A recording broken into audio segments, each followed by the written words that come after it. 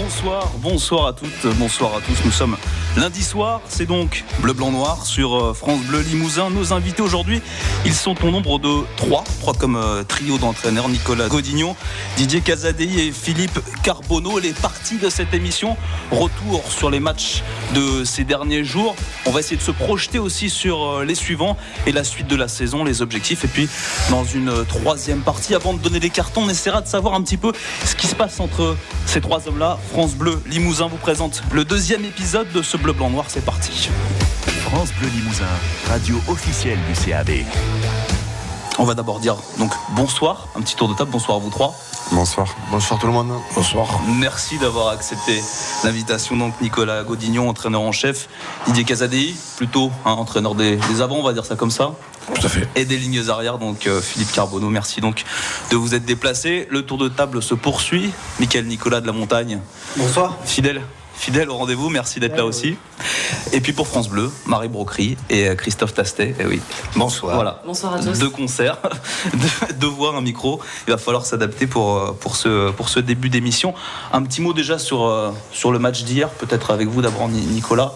Victoire, c'était le principal. C'était la victoire face à Bayonne. Ça y est, c'est fait. Complètement. On avait pour objectif de remporter nos deux matchs sur cette série de 5 matchs, nos premières rencontres à la maison, et c'est chose faite. Donc c'est plutôt satisfaisant. On va détailler un petit peu ça. Je vous laisse juste dire un petit mot. France Bleu Limousin avec donc Bleu Blanc Noir, épisode 2 de la saison 2013-2014. C'est jusqu'à 20h. France Bleu Limousin, radio officielle du CAB. Alors, on commence à s'y habituer. Début d'émission, dit le traditionnel billet de Christophe Tastet, de France Bleu Limousin. Vous allez revenir quelques jours auparavant, nous parler peut-être de ce match, surtout à Toulon. C'est à peu près ça. Bonsoir. Je suis un petit jeune du CAB. Cette semaine, Arnaud Mella est venu me voir, en toute simplicité. En bon capitaine de cette équipe, il a tenu à me dire que j'étais retenu pour aller jouer à Doulon. À Doulon, les gars. Moi qui jouais l'an dernier avec la réserve, ça allait me fanver. Le capitaine m'a dit, vas-y, oublie que t'as aucune chance, on sait jamais, sur un malentendu, tu peux conclure. Avant de rabouter, a priori, ça va quand même être ta fête. Moi, l'an dernier, face à des équipes normales, ça allait. Un petit ailier de 60 kilos, fait vérable. Sapristi, quand le petit ailier de 60 kilos s'appelle Baftaro, ça fend drôlement. Verculé de 5 mètres sur le placave et la pelouse s'est enfoncée de 50 cm. Merci mon capitaine, bien content du voyage. Sans plaisanter, vous avez fait quoi là ? C'est un bizutage, une blague de botache ? Un baril perdu par les entraîneurs ?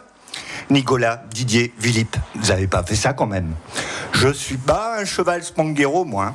On n'utilise pas de la viande de boucherie comme ça. On me fait pas basser pour un autre. 62 à 12 qu'on s'est pris. Et tout ça parce que ce butin de match était joué un soir de Ligue des Champions et qu'on n'a pas l'habitude.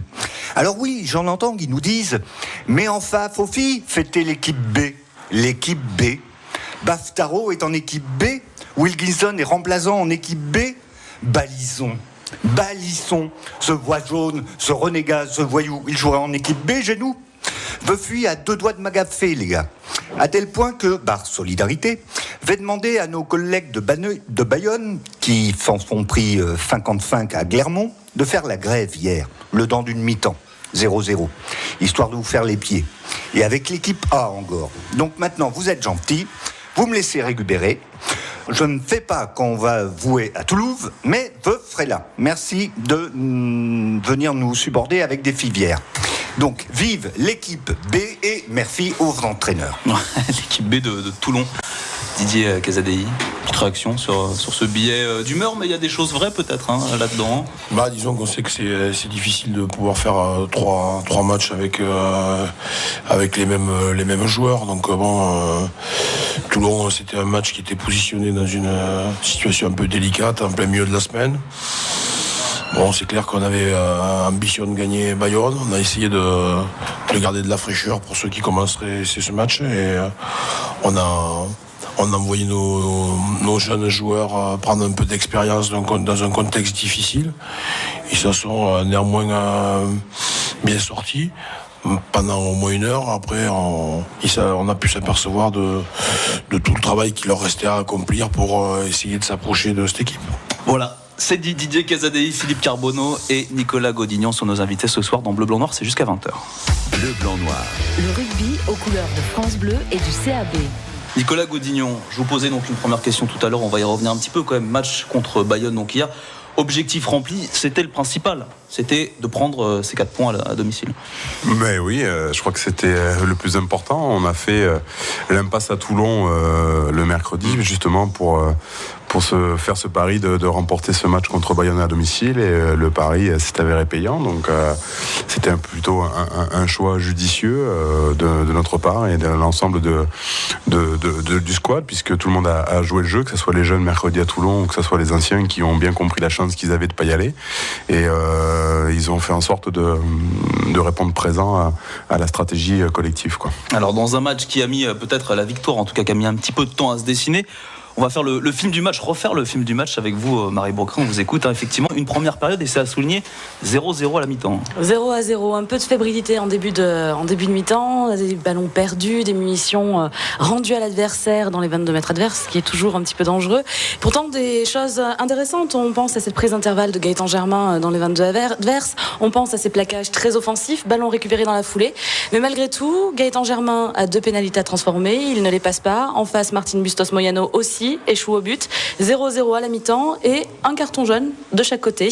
Un pour Petrus Oman sur plaquage dangereux et la même faute signalée à l'encontre de Joe Rokosoko à la 38e, ce qui veut dire qu'on retourne au vestiaire et on a 8 minutes à jouer en deuxième période, tout début de deuxième période à 15 contre 14. Effectivement, les Citrons sont passés par là. Est-ce qu'il y a eu soufflante à la mi-temps? On va voir ça dans un instant avec les entraîneurs.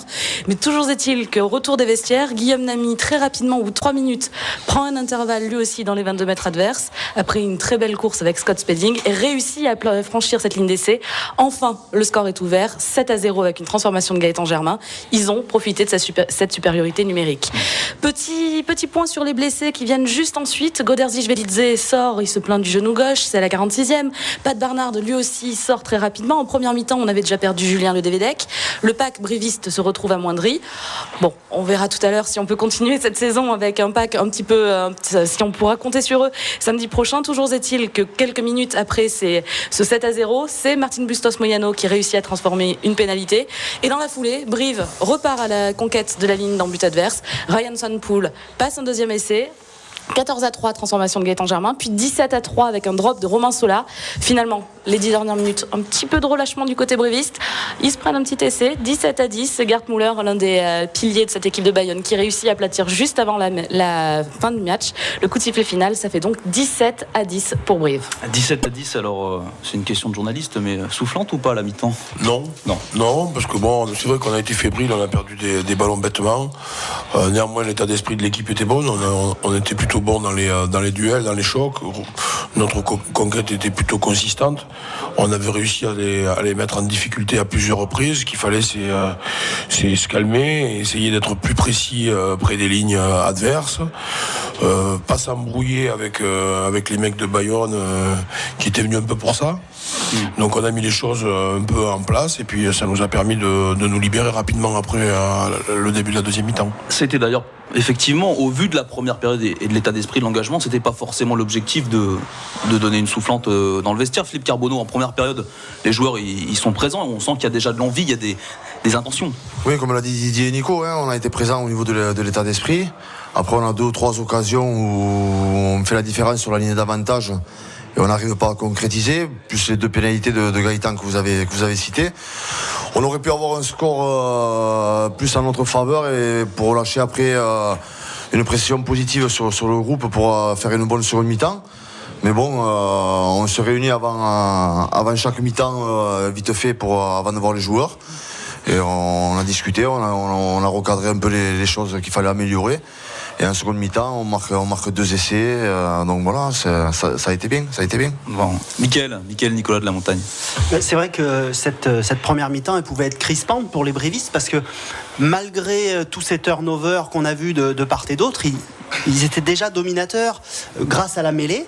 Et c'est quand même pour le moral et psychologiquement un élément important, surtout que le CAB, lors de son précédent match à domicile, avait déjà dominé dans ce secteur, donc ça permettait de se projeter sur une fin de match favorable.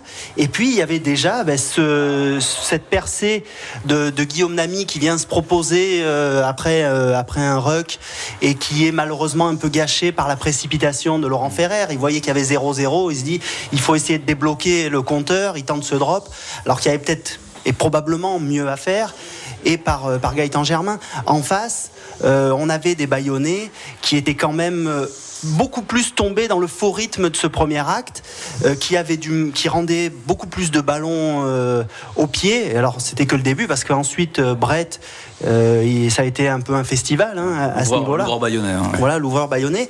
Donc il y avait, à mon sens, effectivement aucune raison d'engueuler les joueurs, mais au contraire d'essayer de les rassurer, et c'est ce qui a été fait. Et c'est pour ça que derrière, peut-être que cette mi-temps leur a permis de finir d'évacuer la pression et le stress lié au contexte de ce match, parce que il le reconnaissait après, notamment Romain Sola. Il disait oui, on voyait annoncé, que les deux équipes avaient fait tourner. Et nous, en recevant, on avait forcément une pression. Et cette pression, pour le coup, c'est un peu ce que je vais dire d'ailleurs dans le papier qui sera demain dans la montagne. Mais cette pression, les joueurs ont su s'en nourrir, comme on l'a vu lors des derniers mois, et comme on le voyait peut-être un peu moins par le passé, et ça c'est extrêmement positif. Et ça fait partie, Nicolas Godignan, je me tourne vers vous, de ce qu'on appelle encore les réglages en début de saison. On a joué 5 matchs sur le championnat, sans parler de l'Europe qui va arriver aussi. Ça fait partie des réglages pour une équipe en début de saison, de savoir gérer ses émotions en début de match? Non, ça fait pas partie des réglages. Ce qui fait partie des réglages, c'est plutôt l'assemblage des mouvements qu'on peut amener. Et sur cette première mi-temps, c'est pas la problématique qu'on a rencontrée. On répondait présent pleinement sur la conquête, comme vous le signalez. On a eu des occasions, on a franchi. Ce qui nous manquait, c'est la concrétisation et un peu la précipitation. Donc, c'est pas des problèmes de réglage, c'est des problèmes de concentration et d'application jusqu'au dernier geste. Et c'est des choses qui sont facilement modifiables et qu'on a su modifier sur ce contact. Et c'est pour ça que vraiment à la mi-temps, je reviens là-dessus, mais vraiment à la mi-temps, on essaye de positiver un maximum parce qu'on a la sensation que ça va bien et qu'il n'y a pas le feu à la baraque du tout, même si le score est à 0-0. On sent bien qu'on est sur la bonne longueur d'onde et qu'il faut continuer comme ça et que ça va passer, que la stratégie est bonne, ce qu'on a préparé, c'est pile poil ce qu'on attendait, tout ce qu'on avait observé s'est appliqué, donc voilà, il faut continuer. Donc c'est pas réellement un problème de réglage de début de saison, je crois qu'au contraire on était plutôt en place là-dessus. Il faut nourrir la confiance et être amené à concrétiser ces temps forts. On n'a pas paniqué aussi, je crois que ça c'est un point important au retour dans le vestiaire. On n'a pas senti des joueurs en panique du tout, on a senti des joueurs qui faisaient le point à la mi-temps et voilà, on a su aussi les renvoyer sur de bonnes bases et surtout leur redonner de la confiance et de leur dire qu'on avait vraiment le sentiment qu'on pouvait battre cette équipe de Bayonne avec 30 points sans leur manquer d'humilité, ou leur manquer de respect.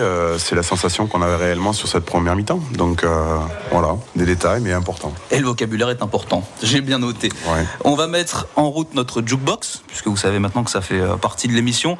On parlera effectivement des joueurs qui ont été touchés hier, et ça nous permettra justement de glisser sur la deuxième partie. On va mettre en route le jukebox. Vous connaissez maintenant le principe, puisque vous pouvez même d'ailleurs tenter de deviner déjà lequel de nos 3 entraîneurs a choisi premier disque en l'écoutant.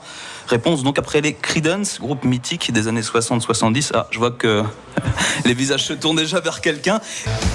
Allez, de retour au Collonges avec notre trio d'invités, Nicolas Godignan, Didier Casadi, Philippe Carbonneau et puis toute l'équipe de BBN. Marie, on va faire un petit point, d'ailleurs Marie Brocry de France Bleu sur effectivement l'infirmerie, parce qu'il y a quand même quelques petites choses à redire. Tout à fait, il y a des bonnes nouvelles. Johannes Coetzee qui va pouvoir revenir, le pilier bréviste. Victor Laval, lui, est toujours blessé. Je parle toujours bien sûr en première ligne. Et sur ce match, mais c'est une question que je vais vous poser, messieurs, on a eu 3 joueurs qui sont sortis sur blessure pendant le match. Julien Ledevedec, d'ailleurs, d'abord en première mi-temps. De quoi souffre-t-il pour l'instant ? Des côtes. sur la flottante, la dernière flottante. Il a pris un coup en cours du match et il a préféré céder sa place plutôt que de faire les choses à moitié. Donc voilà, ça fait partie aussi de l'état d'esprit de ce groupe. Et en deuxième mi-temps, 2 autres blessés coup sur coup, 2 piliers. D'abord en premier lieu, Goderzic-Velidze qui est sorti souffrait du genou apparemment, et ensuite Pat Barnard qui a fait un mini chaos, si on peut dire. Un étourdissement. Un étourdissement, très bien. Et comment vont-ils là aujourd'hui? De quoi souffrent-ils, si on peut avoir quelques... En ce qui concerne Goderzic-Velidze, c'est un peu plus inquiétant, mais un peu moins embêtant que ce qu'on pouvait penser, puisque ça serait que musculaire. Il fait les examens, là, il n'y en a pas encore eu le compte rendu, mais ça ne serait tardé. Et pour Pat Bernard, c'est, comme je disais, un étourdissement, un mini KO, rien de méchant. Il sera apte à prétendre être dans le groupe la semaine prochaine. C'est-à-dire samedi au Stade Français, on peut s'appuyer donc sur le retour de Johannes Coetzee. Pat Barnard pourra aussi être là. Par contre, pour ce qui est de Goderzic-Velidze, ça risque d'être compliqué, Didier. Velidze, c'est sûr que dans le meilleur des cas, il est là pour quelques semaines. Vraiment dans le meilleur des cas. Après, c'est quelqu'un qui est très dur au mal, et il avait quand même une douleur qui était relativement insoutenable pour lui, donc il y a quand même des dégâts. Et ça pourrait être des joueurs qui manquent, notamment si on pense aussi à Julien Ledevedec, si jamais il est en dehors du groupe samedi. Devant, le pack, ça ne sera pas tout à fait le même. Écoutez, on sait très bien qu'on ne peut pas faire la saison toujours avec les mêmes joueurs. Avoir de la casse, ça fait partie des choses inévitables, même si on espère en avoir le moins possible. Voilà, mais ça va nous permettre de voir d'autres joueurs. Et puis, de toute façon, personne n'est indispensable au groupe. Il faut que tout le monde amène sa pierre à l'édifice. Et voilà. C'est trop tôt peut-être pour imaginer d'éventuels renforts. Envisager un joker, non, je sais pas. Il y a des conditions pour engager un joker. Déjà, il faut que le joueur soit disponible pour une durée de plus de 3 mois. C'est déjà une clause importante. Ouais. Donc 3 mois, c'est pas une petite blessure. C'est une blessure plutôt sérieuse. Donc chaque chose en son temps. On va déjà évaluer la blessure de Velidze, voir ce qu'il en est, ce que ça peut ou pas beaucoup impacter sur la saison. Et puis à partir de là, on tirera les conclusions qui seront nécessaires. Tirons les conclusions, si vous le voulez bien, vous me tendez la perche. 5 matchs de jouer. Au niveau du tableau que vous avez peut-être fixé, est-ce qu'on est dans les clous? Est-ce qu'aujourd'hui on est satisfait? Du moins on a les 2 victoires à domicile, je pense que c'était le minimum. Si on veut se projeter, le minimum c'était déjà 8 points. 8 points, c'est 2 victoires à la maison. Ça c'était le minimum, en ayant un déplacement à Montpellier, un autre au Racing et à Toulon. On sait déjà que c'était un peu compliqué pour y prendre des points, et encore plus pour espérer une victoire, puisque ce sont des prétendants au titre. Donc on sait que c'est quand même assez compliqué d'aller y faire des résultats. Maintenant, ce point de bonus au Racing est plutôt bienvenu. Avec un peu plus d'application et un peu plus d'engagement à Montpellier, on aurait pu ramener aussi peut-être quelque chose. Donc on s'était fixé 8 points avec des déplacements, 3 déplacements à l'extérieur. On est à 9 points ce soir. C'est plutôt satisfaisant, mais on se rend compte qu'il ne faut pas perdre de temps quand même, parce qu'on est 13e ce soir, et qu'au vu des résultats aussi des week-ends, chaque point est important. Donc on est dans les clous, mais il faut pas relâcher. Le point de bonus hier, est-ce qu'on y pense encore un petit peu, ou ça y est, c'est évacué? Philippe Carbonneau peut-être? Non, pas dans le match, comme l'a dit Nico, on avait privilégié la victoire. On en a eu parlé un peu sur le mi-temps sur 5 minutes, mais après de suite on s'est reconcentré sur le match et sur les joueurs, et après c'est pas qu'on l'a zappé, mais plus concentré sur la fin de match que penser après au bonus offensif.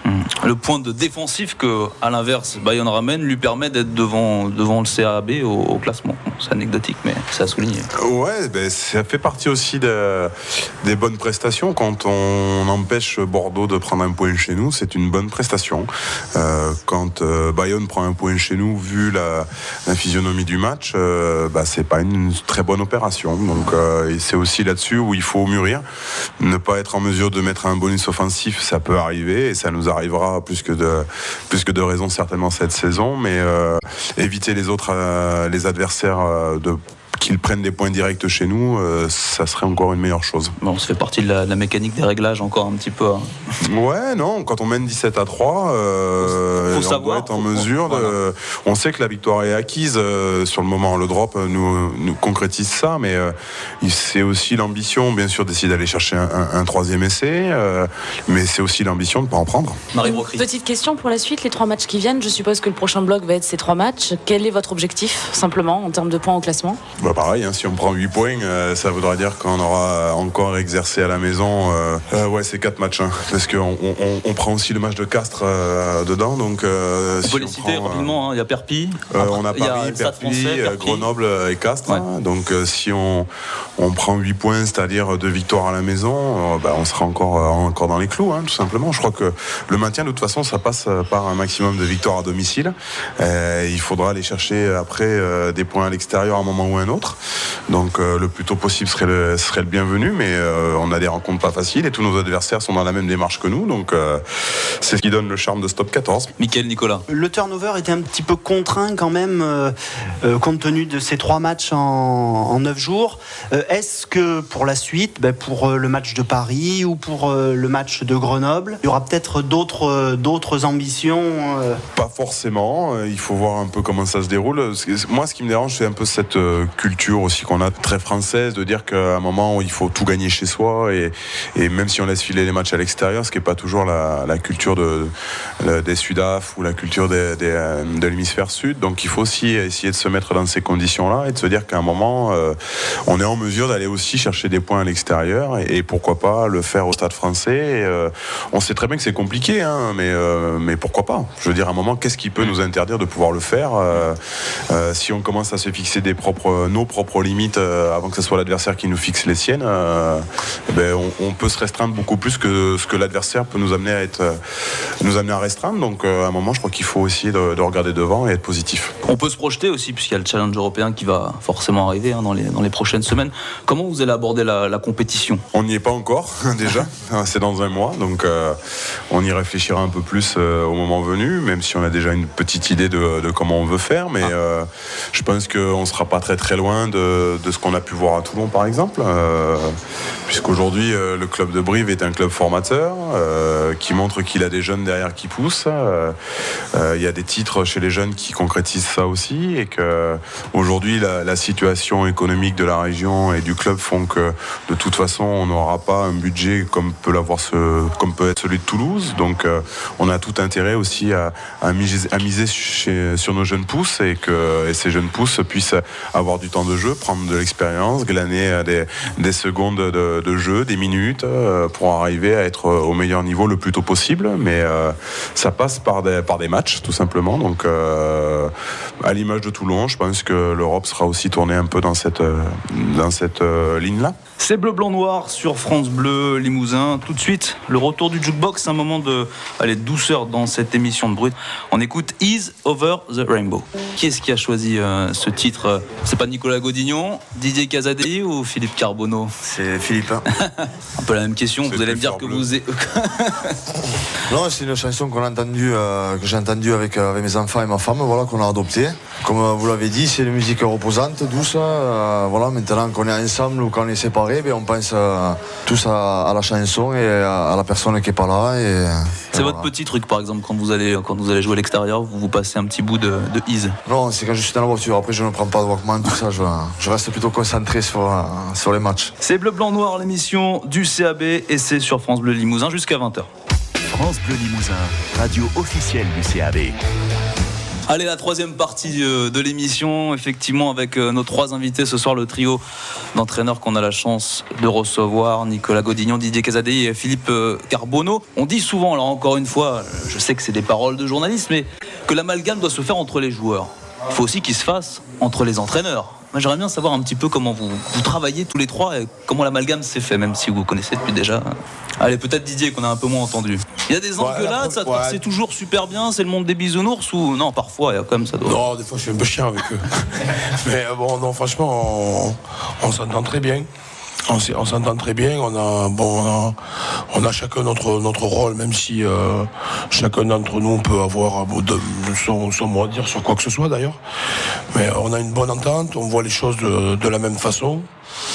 Et puis aujourd'hui ça se passe très bien, et puis on a la chance aussi d'avoir des joueurs qui sont très motivés par la tâche et qui sont très volontaires au niveau du travail, et on a l'impression que ça se voit, quoi. Mickaël, Nicolas. On a beaucoup parlé en début de saison de la dynamique pour les joueurs, de pouvoir enchaîner. Ça doit être le cas pour vous aussi, vous la sentez, que ce vécu, même si tous les trois ensemble il n'est que quelques mois, mais que ça vous aide en ce début de saison à être plus performant ou à aller plus vite vers des décisions et des choix? Plus vite, c'est une certitude, puisque déjà on maîtrise beaucoup mieux les tâches qu'on a à faire les uns avec les autres, ou chacun de son côté, etc. Mais je crois qu'il y a un élément aussi très important dans le fait que ça fonctionne bien, c'est la confiance mutuelle qu'on peut avoir les uns envers les autres. Et que, comme cette semaine par exemple, on est parti avec Philippe à Toulon, et Didier est resté avec Patrick branché à Brive, travailler avec le groupe sur le mercredi. Donc voilà, on sait qu'on peut travailler sur des secteurs. Didier s'est occupé d'autres secteurs qu'il a moins l'habitude de faire, mais comme il le dit à juste titre, on est toujours dans l'échange en permanence entre nous. Chacun peut dire ce qu'il pense ou ce qu'il voit sur le travail, ou les perspectives qu'on pourrait amener dans le travail des différentes parties, et c'est ce qui fait aussi que ça progresse et qu'on arrive à avancer les uns avec les autres et tous ensemble comme ça. Mais c'est important. Et puis la dynamique, évidemment qu'elle est là, mais il n'y a pas que ça. Je crois que ça porte plus les joueurs que le staff en lui-même, même si c'est plus sympa de revenir travailler dès le lundi matin avec le sourire plutôt qu'avec la tête au fond du seau, quoi. Justement, si on peut essayer de scinder le travail, on en parlait tout à l'heure, donc il y a tout ce qui est technique, mais il y a aussi tout ce qui est mental. Ça aussi, c'est une grosse partie de votre travail. Comment vous les mettez au mieux à disposition, vos joueurs? Parce qu'il y a un gros travail là, notamment Philippe. On a vu que la ligne d'attaque, mais c'est pas seulement la ligne d'attaque, mais la ligne d'attaque a beaucoup évolué depuis que vous êtes là. Oui, je sais pas balancer. Chacun est à sa place et respecte la hiérarchie, donc voilà, tout se passe bien. Et pour revenir sur le terrain, on en discutait un petit peu avant l'émission. C'est vrai que l'équipe marque pas mal d'essais en ce début de saison. C'est un point sur lequel on peut aussi s'arrêter quelques minutes. Que ça soit à l'extérieur, parce qu'il y a eu des essais au Racing, il y a eu des essais à Montpellier, et à la maison, on a encore 2 hier. Ouais. Que ce soit sur le travail de conquête qu'on fait tous les trois, et surtout dans le secteur de Didier sur la mêlée, sur la touche, est performant depuis le début de la saison. On s'améliore sur le collectif par rapport à des repères de jeu que l'on a mis en place, tout ça. On le bosse aux entraînements, on essaie d'impliquer les joueurs au maximum sur ce qu'on demande avec de la répétition. Voilà, maintenant, les joueurs, après, il faut qu'ils soient capables, dans des situations, de le retranscrire sur le terrain. Et certaines fois, ça devient positif et on arrive à marquer des essais. Marie Brocry. Oui, je pense, on parlait tout à l'heure un petit peu du manque de finition qu'on a pu voir en début de première période hier. Est-ce que Philippe, vous allez faire comme Fabien Galtier à Montpellier, leur apprendre dans les 22 à aller passer derrière la ligne? Ils ont fait un entraînement spécifique à Montpellier la semaine avant que Brive y aille jouer. Est-ce que ça pourrait être un petit peu dans les cordes là, la semaine qui vient ou dans les semaines qui viennent, de s'entraîner à finir, tout simplement, à conclure en beauté? Mais déjà, on le fait quand les entraînements en séparé ou en collectif, c'est une fois qu'on a passé, de finir les actions, de finir les gestes, que ce soit sur la gestuelle ou sur du jeu au pied. Sur du collectif, pareil, on essaie d'aller à la marque. Voilà, maintenant, comme l'a dit Nico, ça demande beaucoup de concentration et d'application. Pour moi, on progresse petit à petit.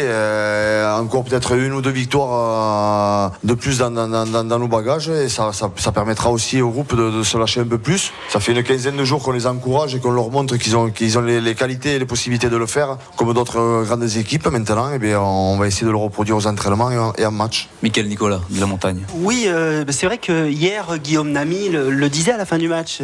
On se sent bien, on sent qu'on a du gaz, mais on sait qu'on a du potentiel pour faire encore mieux. Bon, les entraîneurs l'ont dit, on sent en ce début de saison du lien. Alors on en parle souvent et par le passé, même l'année dernière en Pro D2, alors que Brive avait quand même une équipe pour dominer, même contre les adversaires bien plus faibles, il n'a pas toujours trouvé l'amalgame, et là on sent qu'il est là d'entrée et que ça donne une confiance aux avants, ils ont confiance en leurs trois quarts et inversement, et ça donne, moi, peut-être le joueur emblématique sur le week-end, mais même sur le début de saison, c'est pas forcément Guillaume Namy qui a fait un match extraordinaire hier. Un peu plus devant qui impulse. Mais pour moi, c'est Arnaud Mignardi à la limite. Ah, d'accord, hier encore, on voit ça passe.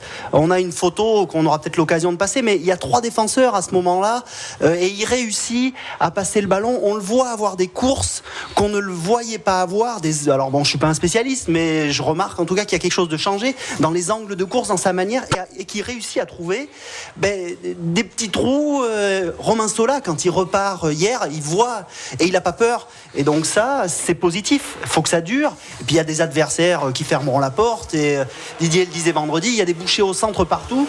Hier, entre Lovo Balavou, Rocco Socco ou Fonoa, ils ont été un peu plus discrets. Alors quand il y a un tracteur comme Koya Mebolé pour foncer dans le tas, alors là, ça devient du bowling. Et les autres derrière, ils peuvent se régaler. Il faut que ça dure. Vous écoutez France Bleu Limousin, bleu, blanc, noir. Dans quelques instants, la dernière partie avec les traditionnels cartons. Oui, il va falloir mettre la main à la poche. Mais avant cela, nouveau choix musical d'un de nos invités.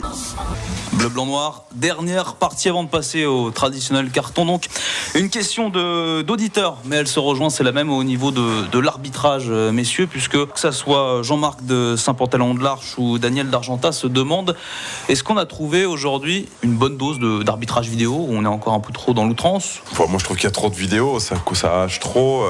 Didier m'a fait part d'une remarque à midi par rapport à la façon de nous entraîner, qui disait qu'à un moment, peut-être qu'on aurait intérêt, quand on fait des grandes séquences d'enchaînement, de mettre des grosses séquences de récupération aussi qui correspondent à ce qu'on rencontre sur une mi-temps de match, c'est-à-dire plus de mi-temps qui dure 42 ou 43 minutes, mais des mi-temps qui durent jusqu'à 55 presque, donc ça commence à être long, il y a beaucoup de temps mort, et sur un match où il y a des fautes comme sur la première mi-temps de fébrilité et ensuite de l'arbitrage vidéo un peu à outrance, et on tombe dans des matchs hachés, donc c'est pénible. Maintenant, après, sur l'interprétation de l'arbitrage en lui-même, ça nous dessert un peu à Montpellier, mais d'un autre côté ça nous a servi au Racing, donc voilà, il y a un coup pour l'âne, un coup pour le meunier, et puis des fois ça paye pour nous, des fois non, mais je pense qu'on n'a pas d'intérêt de toute façon à mettre encore plus de pression à ce niveau-là. Je crois qu'ils ont déjà du mal à s'en sortir eux-mêmes, on n'a pas trop d'intérêt à venir pleurer sur là-dessus. Vous êtes bien en verve, je vous laisse la parole. Les cartons, carton blanc, carton noir. Carton blanc pour les jeunes pousses qui ont remporté 3 matchs à Argenta contre les Aurillacois, Rechel, Crabos et Espoir, donc ça c'est plutôt une bonne chose. Et puis le carton noir, c'est au nom du non-doublon de l'équipe de France, c'est 3 journées de championnat en 9 jours, dans un sport comme le nôtre. Je pense que c'est très compliqué de pouvoir le mettre en place, et que par cette règle-là, on favorise les équipes qui ont des internationaux, et vu que c'est pas notre cas, on va se ranger du côté des petits en disant que ça nous avantage pas plus que pour la santé des joueurs, voilà.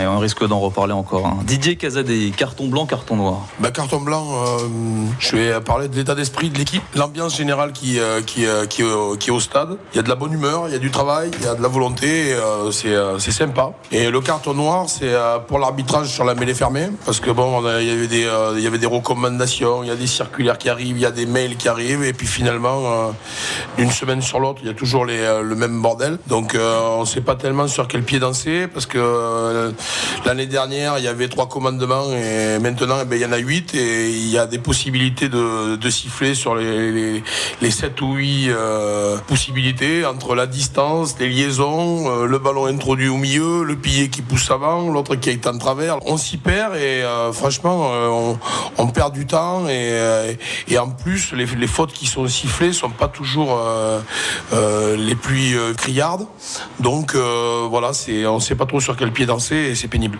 Philippe Carbonneau.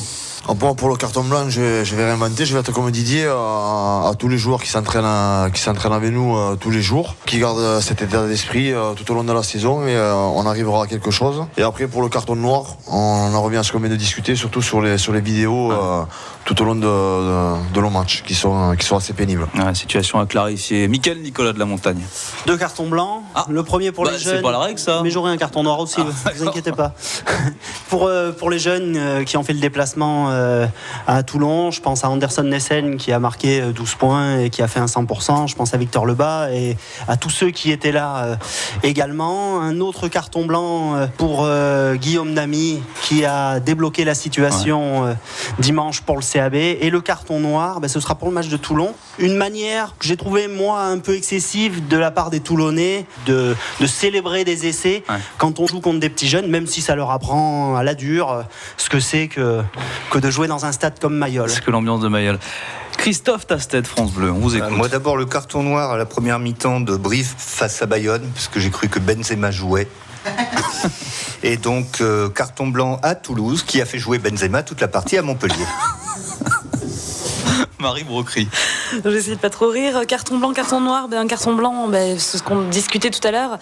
Brive marque des essais. Enfin, ça fait du bien de les voir attaquer cette ligne d'avantage, réussir à passer la ligne d'en but. Donc, un carton blanc, ça fait que maintenant 9 mois que ça dure, on va dire, depuis le retour de Philippe Carbonneau au club.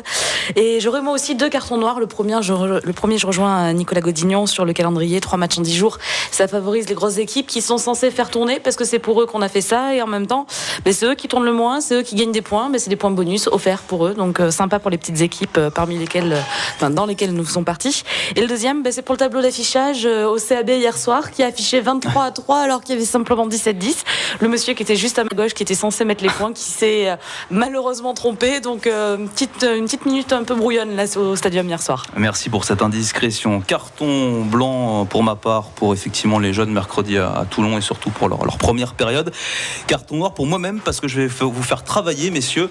Il nous faut un gagnant entre nos 2 auditeurs. Pour le gagnant remportera le ballon dédicacé avec vos 3 autographes. Alors entre Jean-Marc de Saint-Pantaléon de l'Arche et Daniel d'Argentat, c'est Daniel d'Argentat que vous avez pioché, Didier. Oui, Daniel d'Argentat, parce que moi j'ai plein d'amis à Argentat, j'ai vécu là-bas et j'ai beaucoup de bons copains, et donc je suis content que ce soit Daniel qui ait gagné. Voilà, vive Argentat, merci de nous avoir suivis, c'est la fin de ce deuxième BBN de la saison. Merci à vous 3 d'avoir accepté notre invitation. Merci à Marie, à Christophe et à Mickaël de la Montagne. Marie, on vous retrouve samedi soir pour le prochain match, donc ce sera à Paris face au Stade Français. Merci de nous avoir suivis. Dans quelques instants les infos, belle soirée sur France Bleu et puis surtout allez le CAB.